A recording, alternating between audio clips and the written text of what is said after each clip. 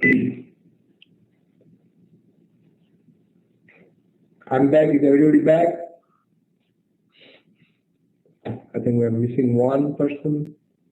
Everybody seems to be here. There is a question: are our quizzes and tests going to be on D2L? I think it's probably.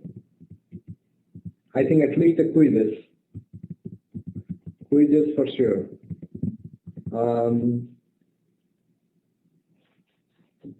The midterm and final, I'm not sure how good D2L is for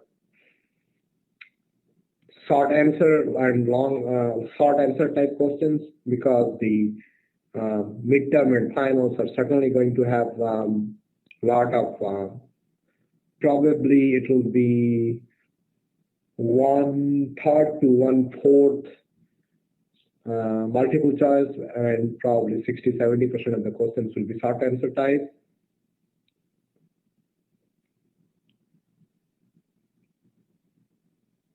Quizzes usually, there is another question, is the quizzes at the beginning of the class? No, usually quizzes will be at the end of the class.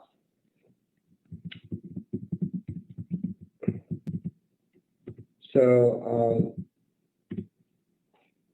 I will do the quick quizzes, give you quizzes, and I can and you can turn it on by the end of the class, or I'll give them particular amount of time. So quizzes will be at the end of the class, and they will.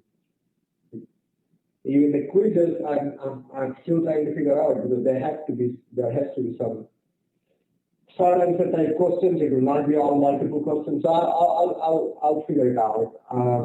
If D2L doesn't support multiple short answer type questions, then probably I'll just give a handout that you can email it back to me.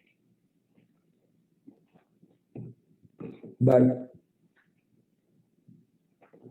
be assured that most of the class tests that we'll do will be short answer type. It will not be multiple question type tests.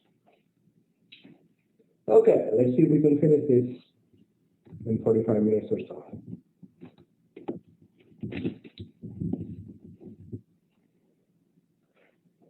Credit log options with like and wild cards.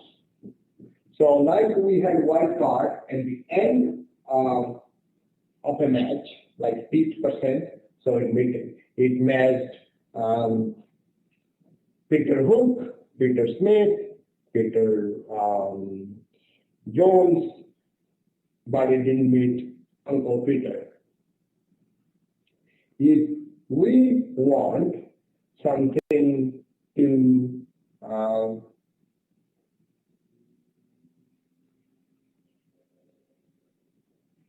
select star from school data where buyer like single quote percentage, tag percentage, single quote comma. What does it mean is that if the word or if 4 characters PENT is anywhere in that particular column, then it will return that particular row. So if you say it entered 10th, it entered. Avast virus database has been updated. Returned 10th, it also returned 10th vestibule.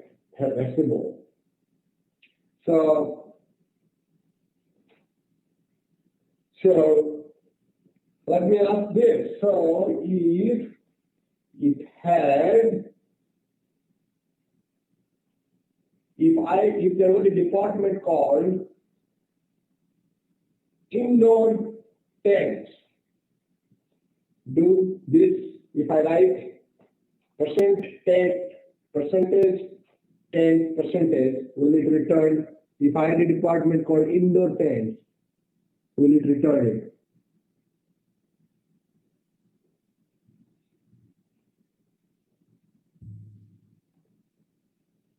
I think here's a good point. Hold on. I think we got a good point. Khurram asked, why is it buyer like percentage tent, not school description like percentage tent?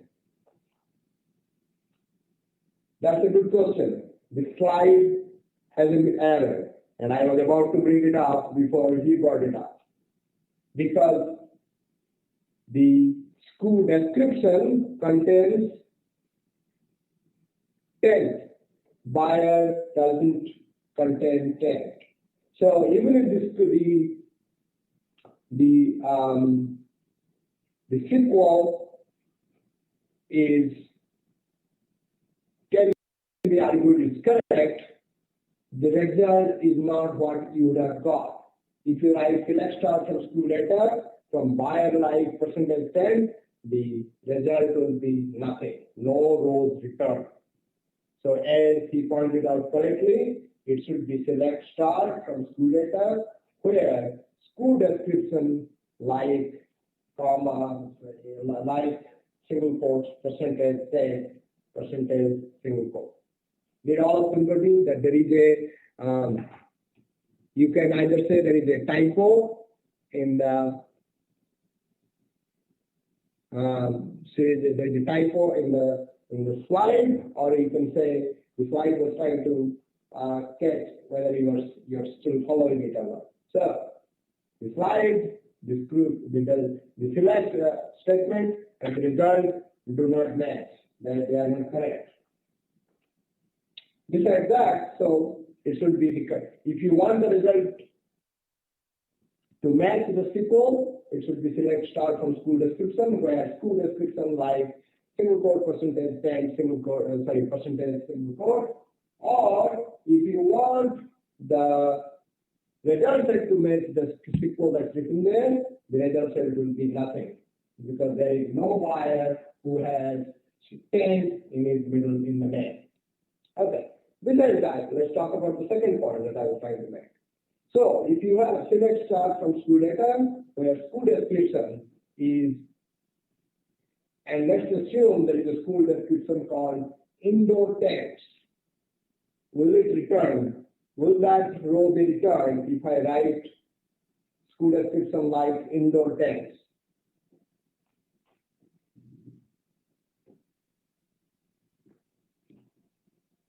Who wants to tell? If I had written select star from school data where school description, again, buyer is a mistake, or you can say result is a mistake, one of the two, doesn't matter, where school description like indoor tent, like percentage tent, percentage, if indoor tent was a entry in the school data table, will it return it?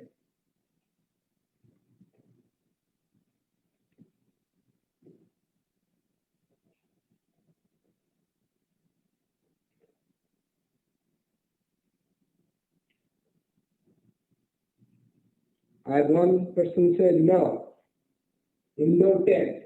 Why somebody would say why indoor tent will not return?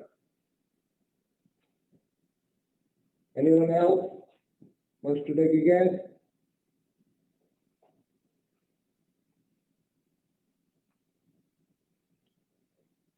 Ali says no, because you are searching indoor tent instead of tent. Okay, here is the question again. If I had a entry in the school data table where school description was indoor tent, if I say select star from school data where buyer like single quote percentage tent, percentage single quote, will indoor tent will return? Maria says yes, and I like the answer. It will return. Because if the word, when you put percentage at the beginning and percentage at the end, it basically means if the word contains TENT anywhere in the description, school description, and the word TENT suddenly is in indoor text. So the answer is yes. If it says, if It says 10 for outdoors. Still it would have been valid because it is word tent. The only thing that has to happen is tent has to be there. If I say percentage tent, then indoor tent will be a valid result. Let me change the subject a little bit more. If I say select star from school data, where percentage, 10%. I remove the percentage from the beginning. And I say indoor tent. Will indoor tent be returned? There is no percentage in the beginning. It says only 10%. And the data I have is in the school description, indoor tent. A lot of you say no. And that's the right answer. Because when I say indoor 10%, that basically means the first four letters of the description has to be 10, followed by anything. But the first four letters. And indoor 10, the first four letters is INDO, not TEND.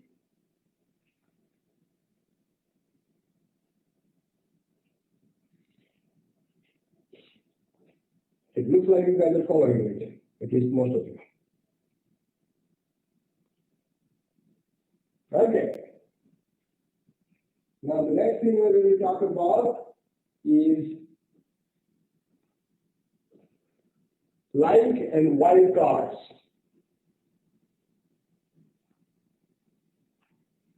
So select star from school data where school like percentage to underscore.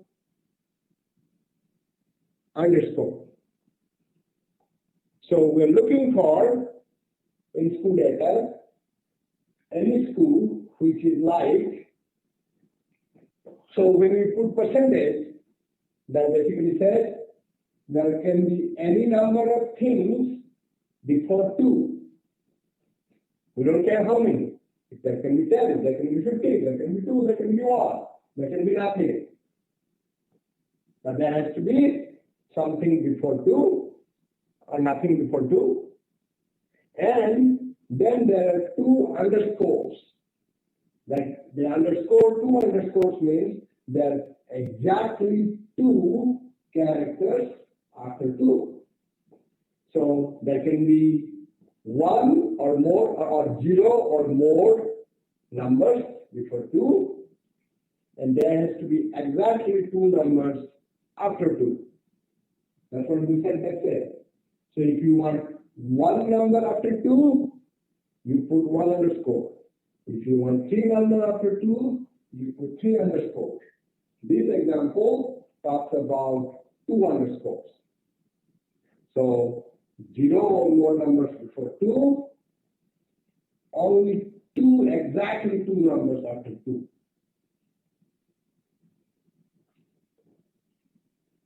Is everybody following it? You can bet on it that there will be questions on this. This is certainly there is going to be either in the quiz or in the file. This is certainly going to be there. So if you don't understand, let me know right now. So basically, this means I am trying to find school where there can be one or more characters before 2. I don't care what those are or numbers, but there has to be exactly two numbers after 2. So this returns, so if you look at the school number, it returned 100, those matches the percentage, so any number of numbers after before 2, then 2, exactly the number 2, then 2 characters after 2. Okay, here is a question for the quiz. How will you be able to tell how many underscores are there in the query? I'll make it very clear. These slides are very clear. If there are 2, I will make something in the middle to indicate that there are 2. There will be dash, like Ali said. This one, the slide, I think whoever made the slide, they got leveled up. Okay, if you don't follow it, let me know. Because this is, if you don't follow it, you will not be able to do this query. Even people who have been writing queries for a while sometimes don't know how to write this.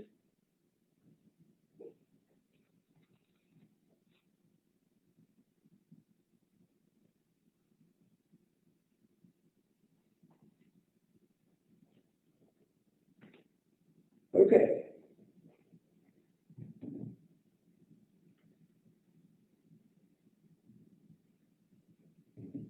Okay, there is a question here.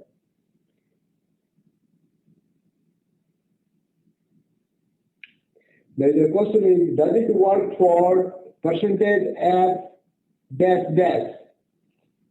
Yes, it does.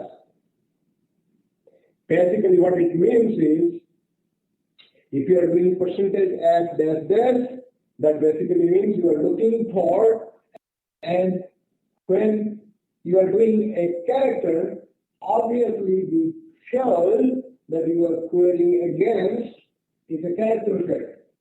So is FAIL. So you are trying to find out how many students have held a class, right? So you can do something FAIL, if that matches, you can do exactly like Wesley is talking about.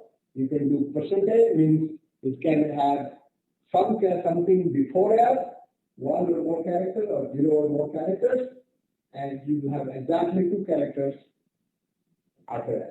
Yes, you can.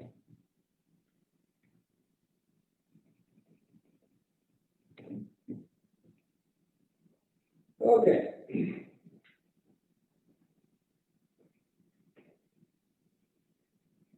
Built-in functions.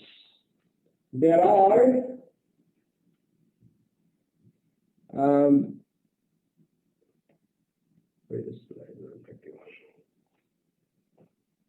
there are 5 SQL built-in functions.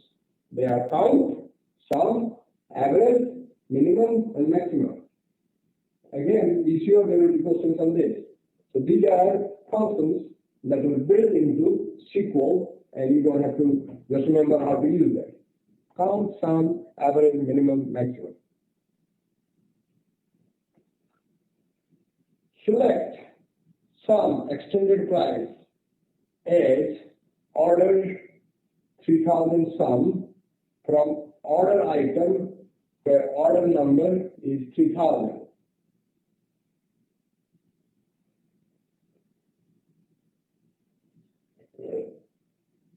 For order number 3000, calculate the sum of extended prices from order item table. Order item table has several items ordered as part of order number 3000. So somebody will call in, order several items as part of 3000. So this particular SQL statement gives you the total for the particular order. There are multiple extended prices. Extended prices is unit price multiplied by cost of, by price of each item, that is extended price. And this one, sum, basically adds everything together.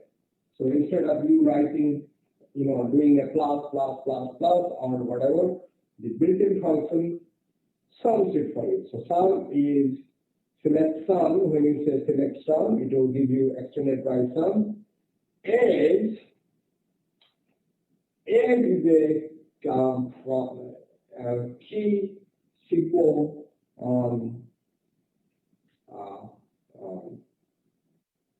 what do you call it? SQL built-in facility, which what you say is this is what allows you to name something differently. Instead of when you have some extended price, you are creating a artificial column which is not part of the table itself.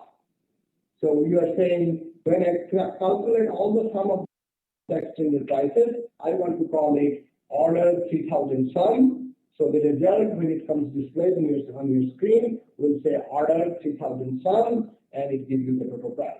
So it shows this example shows two unique things that we need to learn. One is when you are summing some stuff, it needs to be displayed. You are creating a column, virtual column name, where how you want to display, because that column name doesn't exist. Because sum of extended price does not exist. Extended price is a column, not sum of extended price is not a column. So you are creating a new column called order 3000 sum. So you can use the sum function, you can use the add. So those are the two things.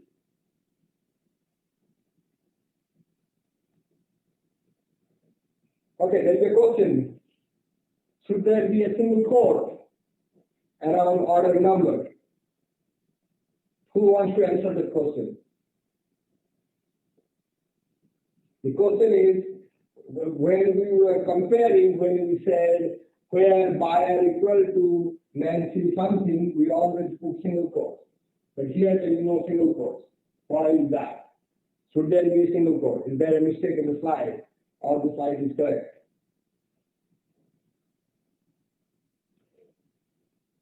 Akmal says, Khurram says no, Akmal says no. Anybody else wants to try it?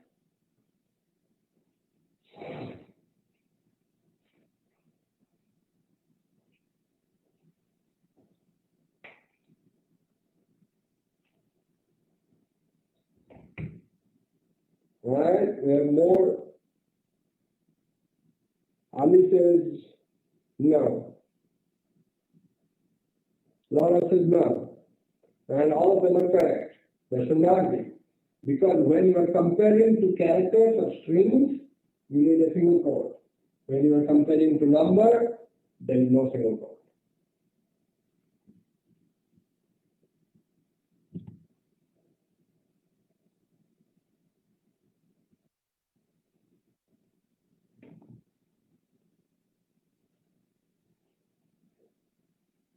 Okay. This one is a little bit, Edgar gives an example of everything. Says select sum, extended price, and order item sum, average extended price, and order item average, minimum extended price, and order item minimum, maximum extended price, and order item from order item table. So this one gives example of all the 5 built-in functions that we have. And we here, what we're saying is that we can write, again, is basically tells you that we're creating a placeholder, because these columns that we're referring to are artificial columns, really do not belong to the table. It is not part of the table. So in order to display the results, we create artificial columns, and those are order test sum, order item sum, order item average, order item minimum, order item maximum, and all these sum, average, minimum, maximum are built-in functions that we can use to get data about the. Okay, let's see. There is a question here. How does this query know which order it is going to? Okay, so the question is, how does the query know which order it is going? It is doing the function for. And Laura says it's doing for all of them. I think, yes, it is. What it is doing is, it is calculating, it is taking the extended price, add them up, display it. It's taking all the extended price, average them, add them up, divided by the number of the orders, then show it. Taking the extended price times the minimum of it. Taking the extended price from all the orders and find the maximum of it.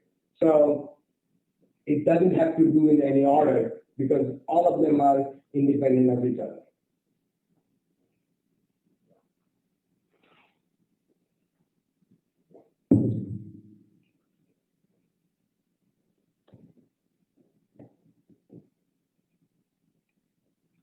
Okay. Next thing we'll be talking about is SQL built-in functions is count. Select count star parenthesis select count parenthesis star parenthesis and number of rows from order item.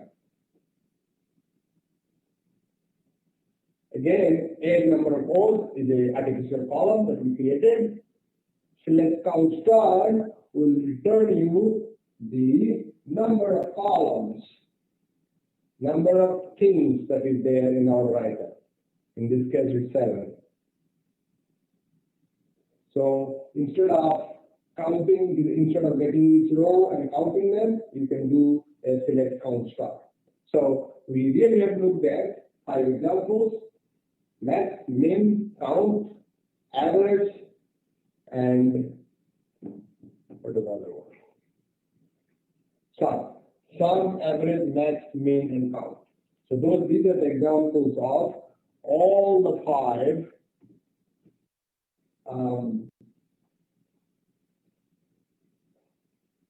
built-in functions that we have in SQL. Anybody has any questions on this?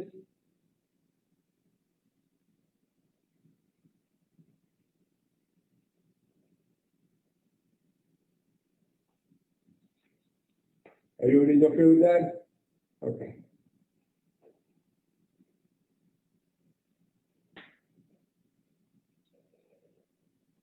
In addition to counting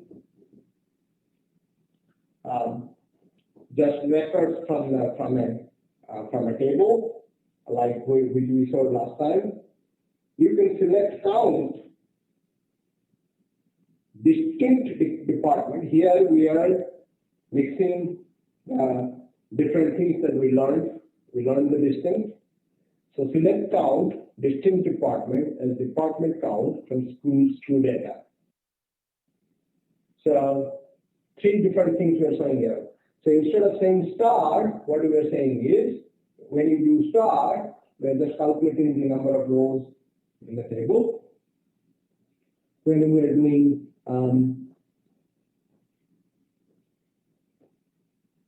select count distinct department, so we are getting from school data distinct departments, counting them, showing them as a virtual column called department count, and displaying. So that's what it does.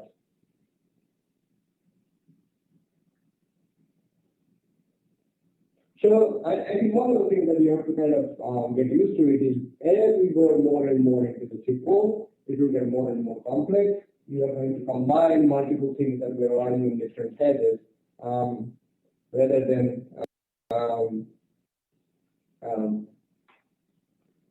unique things. So at the end of the day, what is going to happen is we're going to merge different concepts that we're learning in different things, and the SQL will get more and more complex as time goes.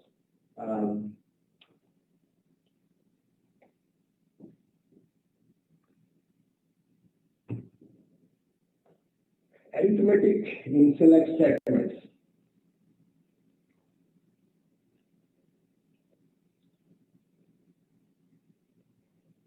One of the things we can do is we can do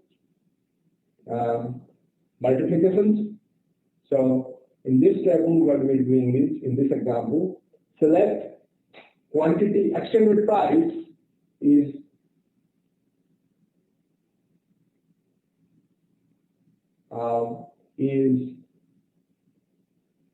nothing but quantity multiplied by price, ADP. And I think in this example that they have 2 columns, one for EP, one for extended price. Makes no sense, but you can have those anyway. So we're saying select quantity and multiply it by price as EP from or EP and estimated price from order item. So you can even do multiply two columns and store the resulting value in a type column or an actual column like EP. So one of the things we're trying to display here is that you can have arithmetic functions.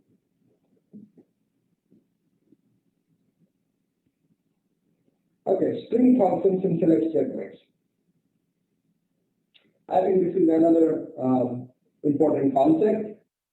Select a distinct rstring buyer plus single quote in single quote ends rstring buyer as sponsor from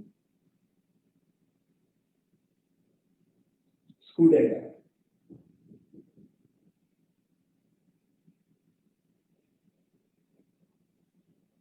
So there are three things it's showing in this example. One is you can use a function called rtrim. What does rtrim does? Rtrim trims blank spaces from the right. So if the buyer column has any blank spaces on the right trim will remove those. So you are selecting unique buyers, removing all right spaces from the right hand side. Then you are adding the word in with a space in the front and the space at the back, single quote, plus rtrim department. You're taking the department value and removing spaces from the right. Add sponsor from school data. So if you look, so what happened? Cindy Lou is a buyer. We removed spaces from its right, then added a space in another space, then removed the space from right hand side of campaign. So it became Cindy Lou in campaign. So this is what you do when you are trying to format the result, because there might be spaces after Cindy, Lou, and if you didn't alternate, then it would have not looked, that you might have spaces, then in, then something. So we're basically controlling the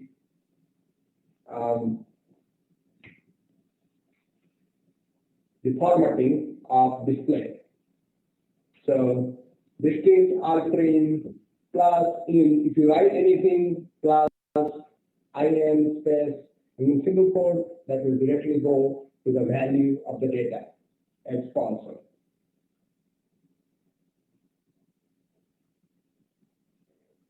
So the question is, what is the purpose of the distinct again? The purpose of the distinct is to find, not to have the same value repeated in the result set. So here is an example. Let's say you are in the database, you're working for a corporation, and you have 20 departments in your company, and you have 200 employees. So you have, if you want the name of the departments, when you go to the employee table and each employee is assigned a department, there are 200 employees and there are only 10 departments. So if you want only departments from the table, you say I want distinct departments because I don't want the department repeated number of times because I'm only interested in the department. And if you list all the employees, there will be 200 rows, each one containing a department. And for several of the employees, there will be only one department. So distinct gives you one value, one unique value that the database stores for that particular call. Okay.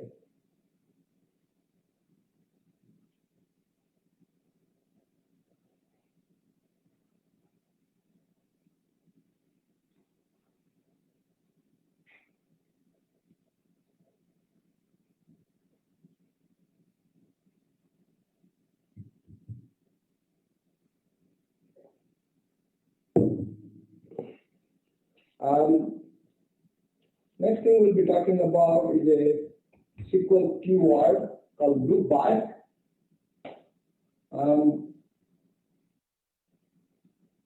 Select department buyer, count star department buyer school count from school data, group by department and buyer.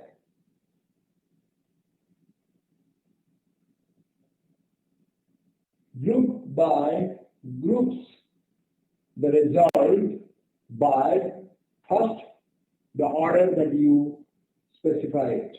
Groups together,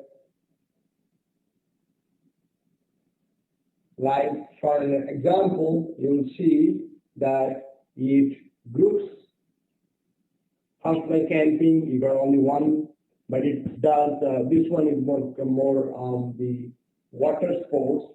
You'll see it grouped first, it listed water sports, then it listed all the water sports close to each other. So instead of the results being dispersed and not being in any particular order, they are grouped in a particular order. And you are determining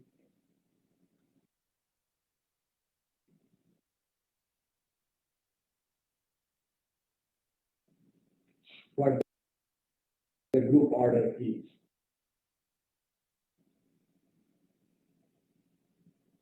And group by is the order in the sequence it is mentioned in the group by column is what it is done by. So the first one will be department, and after department is grouped, then it will be. So if there are 10 entries for water sports, all the people will then be grouped by the buyer will be grouped after that. So this is the first sort order, and this is the second sort order.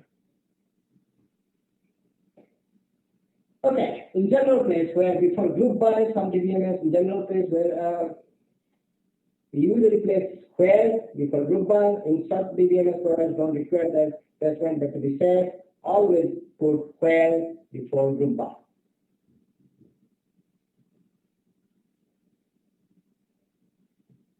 Okay, I think I'm not. Okay.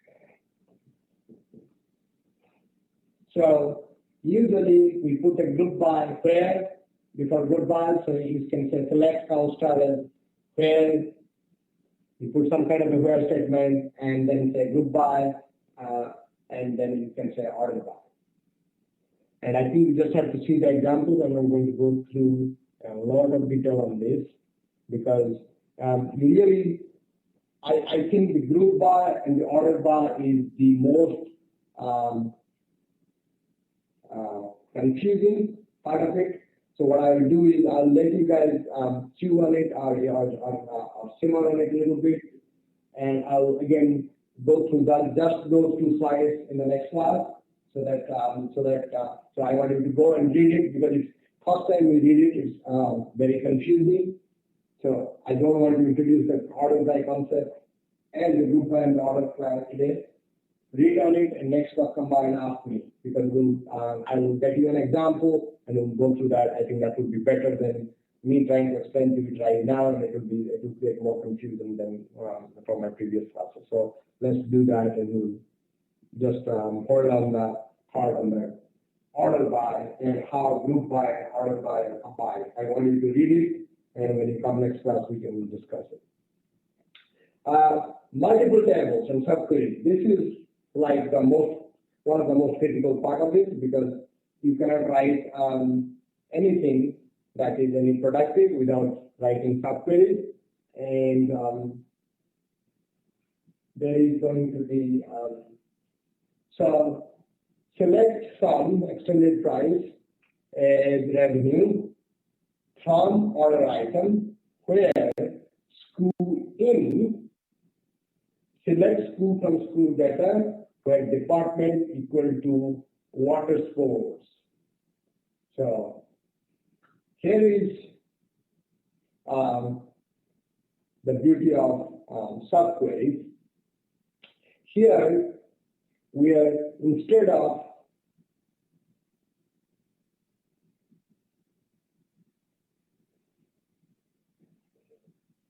this allows you, so school is that we are getting here, you can see we are really not talking about one table.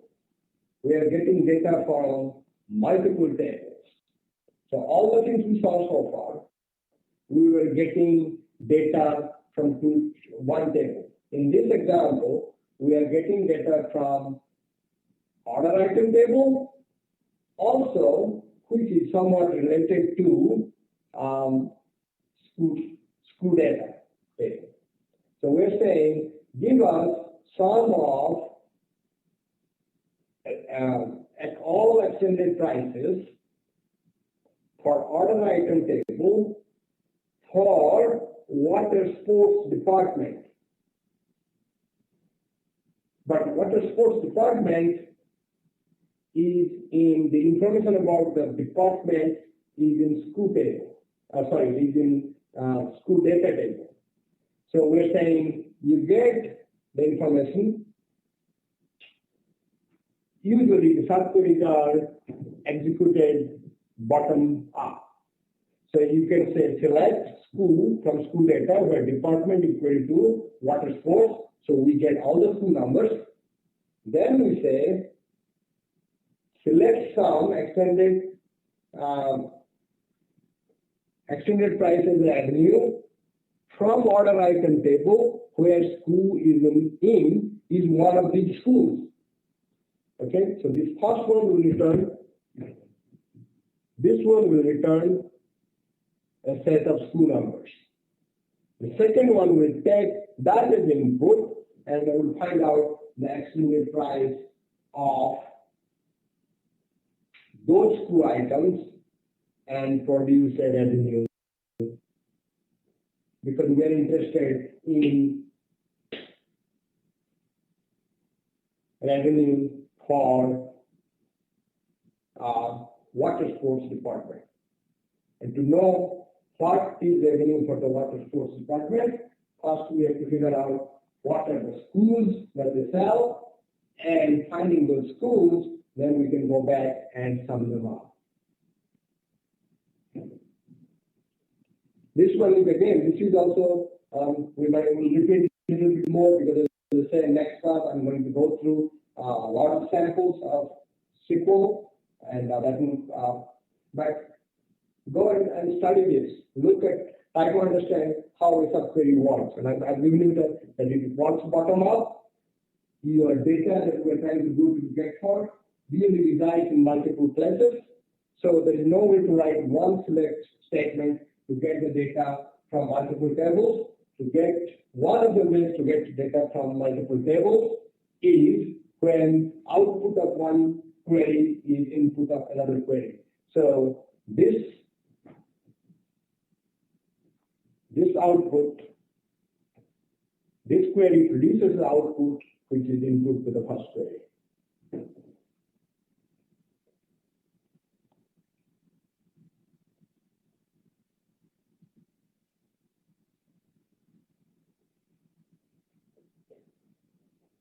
This is another example of how subqueries work, and this one is even more complex.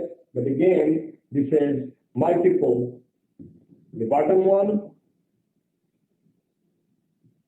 produces input to it produces output which is input to this, and whatever it produces, it is input to this. So there is three levels of queries that is going, and I don't want to confuse you. Go and study this slide, and next class we will discuss. But remember that subqueries are required because you cannot run queries against one table that you're looking for. there are related tables, and there is no way to run queries when you are looking data from multiple tables which are input to each other. There is another concept called join, and we are going to talk about it in today, but later on we'll say there is another way of doing the same thing. But subquery is a way of getting data from multiple tables when one is output of one query is input to other tables.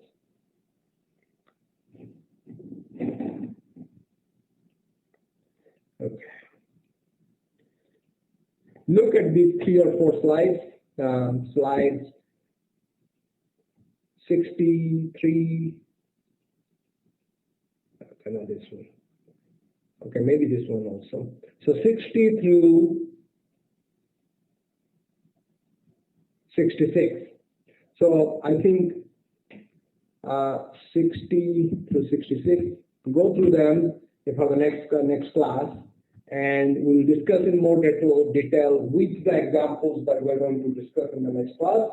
And those are some of the concepts, the order by and subquery. I want to go over one more time. And as I said, there is a concept of join that we'll be talking about in detail in later classes, which does some of the things that subquery does. But for this particular chapter, we'll not be talking about. So for next class, I think go over chapter 6, slide 60 to 66. We'll discuss it a little more in detail. We will also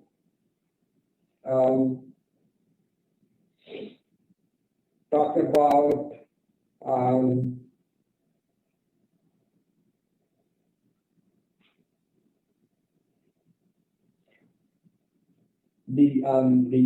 the problems that are there after chapter 2. We'll go through some exercises, and hopefully I can use the Blackboard to write some, or I will have something that I can upload.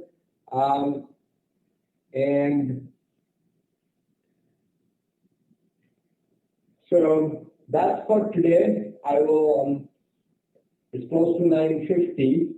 I'll give you 15 minutes so that you can do your group.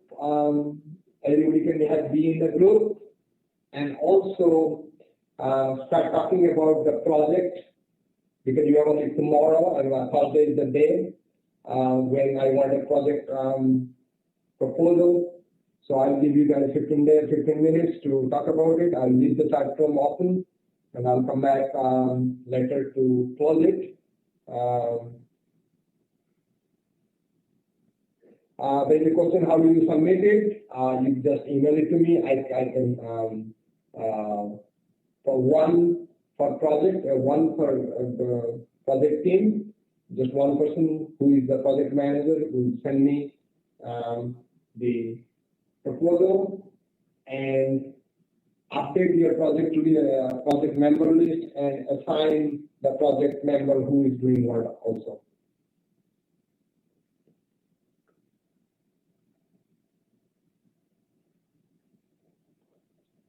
You can either email me, I think just email it to me, that's the probably the best. I will figure out if the project proposal, just email it to me. Okay? Anybody has any other question before I log out and you guys, or I just stop talking and you guys, yeah, just email. Email to me.